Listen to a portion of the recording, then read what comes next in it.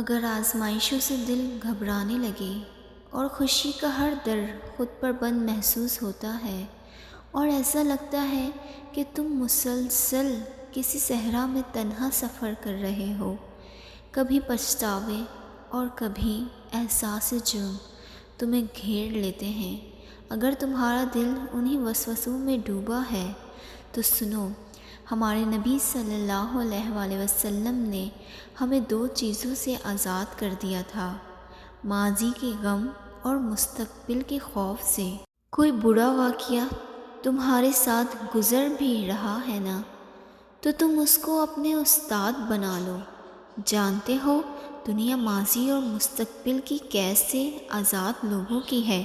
دنیا میں کوئی کام جلدی یا تاخیر سے نہیں ہوتا، میرا رب خود فرماتا ہے ہر کام کا درست وقت مقرر ہے۔ خود کو پچھتاوے اور احساس جرم سے باہر نکالو۔ قرآن کی ایک آیت کا مفہوم ہے، جو مصیبت بھی اللہ کی عزا سے تم پر نازل ہوتی ہے، یقین رکھنا وہ بس کچھ وقت کے لیے ہوتی ہے اور اس میں کوئی عظیم مصلحت اور خیر پوشیدہ ہوتا ہے۔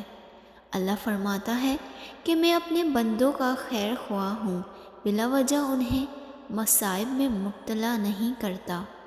جب تم زندگی کی ہائی اینڈ لو سے گزر رہے ہو اور صبر کرنا مشکل ہو رہا ہے تو بس اتنا یاد رکھنا کہ وہ نصیب لکھنے والی ذات اور کوئی دوسرا سرے سے یہ اختیار، یہ اتھارٹی نہیں رکھتا کہ تمہاری اچھی یا بری تقدیر بنا سکے۔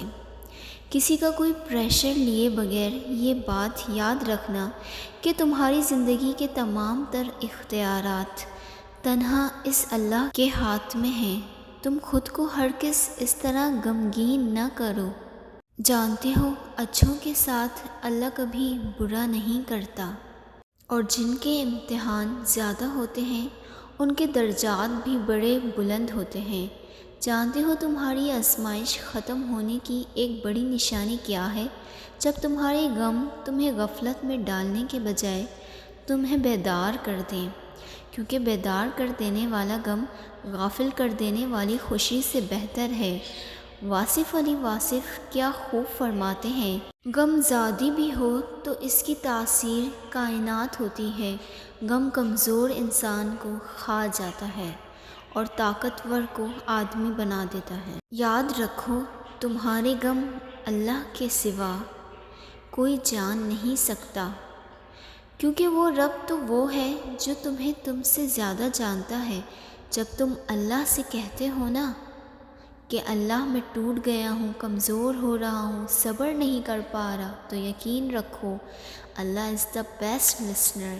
وہ تمہارا ایک ایک درد سن لیتا ہے۔ مطمئن ہو جاؤ اللہ کے سامنے۔ بہائے گئے آنسو کبھی بھی تمہیں خسارے میں نہیں ڈالیں گے۔ نکال پھینکو اپنے دل سے اس بے یقینی کو، وہ رب تمہارے لیے صبر کے صلے لے کر بیٹھا ہے۔ تم تو وہ خوش نصیب ہو جو اللہ کے در پہ آئے ہو۔ وہ رحمان تمہیں وہ سب عطا کرے گا جسے پا کر تم ایک دن مسکراؤ گے، اور عنقریب تم وہ دن بھی دیکھو گے جب وہ مہربان رب تمہاری زندگی کی پوری کتاب کو بے انتہا خوبصورت رنگوں سے بھر دے گا۔ مطمئن ہو جاؤ تمہاری ایک ایک تکلیف پر تمہیں دگنا انعام ملنے والا ہے انشاءاللہ۔ اگر آپ کو میری یہ ویڈیو پسند آئی ہو تو مجھے کمنٹ کر کے ضرور بتائیے۔ اللہ پاک آپ کا حامی و ناصر۔ جزاک اللہ خیر۔ اللہ حافظ۔